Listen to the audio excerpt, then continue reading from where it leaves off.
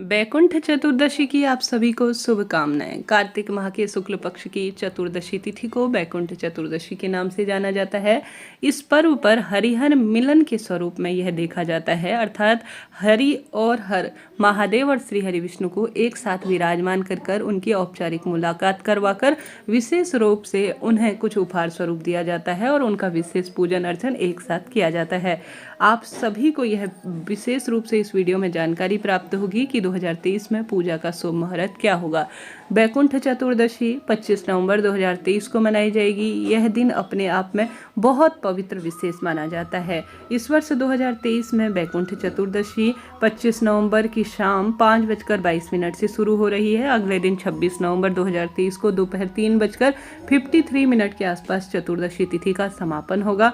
शास्त्रों के अनुसार बैकुंठ चतुर्दशी की जो पूजा है वह रात्रि, मध्य रात्रि, निशित काल जिसे कहा जाता है, श्री हरि विष्णु और महादेव की पूजा उस समय करना ज़्यादा श्रेष्ठ माना जाता है। हालांकि सुबह की भी पूजा का शुभ मुहूर्त है, परंतु आप सभी सुबह के समय करने के साथ साथ प्रदोष काल या रात्रि में, मध्य रात्रि में करते हैं तो ज़्यादा शुभ फलों की प्राप्ति देखने को मिलती है। 25 नवंबर 2023 रात 11:41 से जो है मध्य रात्रि में, जो 26 तारीख का समय रात्रि से ही शुरू हो जाएगा, 12:35 के आसपास करते हैं तो अत्यधिक शुभ ही शुभ है। आप सभी यह पूजा 54 मिनट के आसपास हो रही है, इस समय कर लेते हैं तो अत्यधिक शुभ है। इसके साथ ही रात्रि को, मध्य रात्रि में कोई उपाय पूजा पाठ कर पाना संभव ना हो तो आप सुबह के समय ब्रह्म मुहूर्त में या शाम को प्रदोष काल में भी पूजा कर सकते हैं। बैकुंठ चतुर्दशी एक हिंदुओं का सबसे बड़ा महापर्व माना जाता है। कहा जाता है इस दिन बैकुंठ के द्वार पूर्ण रूप से खुल जाते हैं। इस दिन विशेष पूजा अर्चना करने से स्वर्ग की प्राप्ति होती है।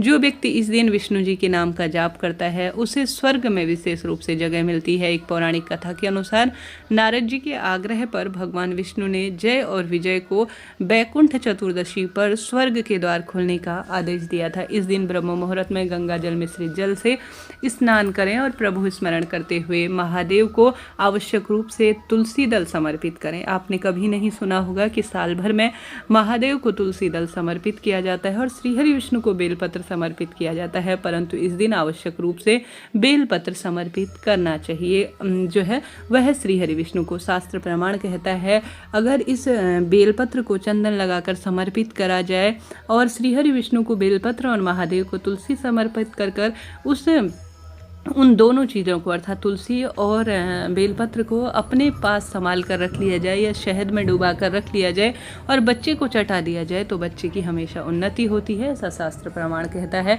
यह कार्य आप मध्य रात्रि में कर सकते हैं, चाहे तो सुबह करें, इच्छा आपकी है। 14 दीपक प्रज्वलित करें आप सभी, क्योंकि चतुर्दशी तिथि है। 14 दीपकों का दान आप मध्य रात्रि में करते हैं तो सुबह सुबह, नहीं तो सुबह शाम करने में कोई दिक्कत की बात नहीं है, फल आपको मिलना ही है।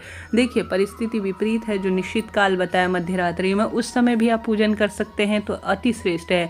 न कर पाने की स्थिति में 14 घी के दीपक प्रज्वलित करें और सबसे पहले आप सभी अपने घर के मंदिर में दीपक लगाएं। तुलसी माँ के निवृत्त आकाश दीप दान करें। साथ के साथ अपने घर के मंदिर के साथ साथ अपने घर के हॉल में, रसोई घर में 2 दीपक रखें, एक पितरों के नाम का, एक जो है माता अन्नपूर्णा के नाम का। साथ ही किसी गौशाला में जाकर महादेव के मंदिर में, श्री हरि विष्णु के मंदिर में और किसी बहते हुए पानी, बेलपत्र वृक्ष, समी वृक्ष और जो पवित्र स्थान बताए गए हैं उन स्थानों पर दीप दान करने का इस दिन महासुख कहा गया है। इस दिन 14 दीपकों का दान आप सभी को जरूर से करना है। बस 2 दिन बचे हैं बैकुंठ चतुर्दशी के बाद कार्तिक पूर्णिमा, जो कि साल की सबसे बड़ी पूर्णिमा आ जाएगी, तो आप सभी को इन दिनों को छोड़ना नहीं है। परिपूर्ण रूप से लाभ उठाने के लिए यह सरल सा कार्य करना है। 7 के दिन इस दिन श्रीहरि विष्णु को जो है महादेव ने आवश्यक रूप से कहा जाता है कमल के फूल समर्पित किए थे। कमल के फूल उन्हें बहुत प्रिय हो गए थे। इस कारण से भी इस दिन अगर कमल के फूल जो भक्त श्रीहरि विष्णु के मंदिर में जाकर या घर पर समर्पित कर देता है तो भी उसके भाग्य खुल जाते हैं। साफ शब्दों में इसकी कथा में वर्णित है। ब्रह्म मुहूर्त में लाल पीले रंग के वस्त्रों का चयन करते हुए ओम नमो भगवते वासुदेवाय या श्री शिवाय नमस्तुभ्यं मंत्र का जाप करते हुए अपने दिन की शुरुआत करें। गंगा जल मिश्रित जल अपने नहाने के के पानी में डालें और स्नान का भाव करें। तत्पश्चात प्रभु स्मरण करते हुए पूरा दिन निकालें और विधि विधान से श्री हरि विष्णु और महादेव की कोई प्रतिमा फोटो है तो एक पाटे में विराजमान करें। दोनों देवताओं को यज्ञोपवीत समर्पित करें। सुपाड़ी, दूर्वा और विशेष तौर पर आज जैसा मैंने बताया श्री हरि विष्णु को बेलपत्र और महादेव को तुलसी समर्पित करें और साथ के साथ अखंड दीप लगाएं। सुबह से लेकर रात्रि तक जलता रहे तो सुबह सुबह बैकुंठ चतुर्दशी की विशेष कथा सुने, मंत्र जाप करें और पूरा दिन प्रभु स्मरण करते हुए निकालें। रात्रि भर में भोजन इत्यादि इस व्रत में ग्रहण नहीं किया जाता, सिर्फ इस व्रत में फलाहार ही किया जाता है। सूर्य देवता की आराधना करें। पंचामृत से श्री हरि विष्णु और महादेव की खूब सुंदर आराधना करें। 362 बाती का दीपदान कर सकते हैं। आंवले का भी दीपदान कर सकते हैं, चाहे तो 108 बाती का दीपदान करें। इच्छा आपकी है, फल आपको तुरंत तत्काल अपने जीवन में परिवर्तन के स्वरूप में देखने को मिलेगा। यह दिन साधारण नहीं है दोस्तों। इस दिन किया गया कोई सा भी सरल कार्य भाग्य को प्रबल कर देता है। 14 दीपकों का दान तो आप कुछ भी नहीं कर सकते हैं, तो सुबह या रात्रि जब भी आपको समय मिले आपको जरूर से करना है। और कुछ विशेष न कर पाने की स्थिति में महादेव और श्री हरि विष्णु की संयुक्त रूप से पूजा और उन्हें आवश्यक रूप से तुलसी दल और बेलपत्र समर्पित करें। भाग्य खुल जाएंगे, दुख दरिद्रता का नाश हो जाएगा। भले ही व्रत न भी कर पाएं तो यह 2 कार्य तो करने का प्रयत्न करें। इसके अलावा आप अपनी क्षमता सामर्थ्य अनुसार बैकुंठ चतुर्दशी के दिन विशेष मंत्र जाप, नाम जाप करें और विशेष रूप से अन्नदान, जलदान, भूदान, वस्त्रदान, गोदान इत्यादि करने का प्रयत्न करें। निश्चित ही भाग्य में परिवर्तन देखने को मिलेगा। दुख दरिद्रता का नाश होता चला जाएगा। कार्य सरल है, छोटा है, परंतु भाग्य प्रबल है।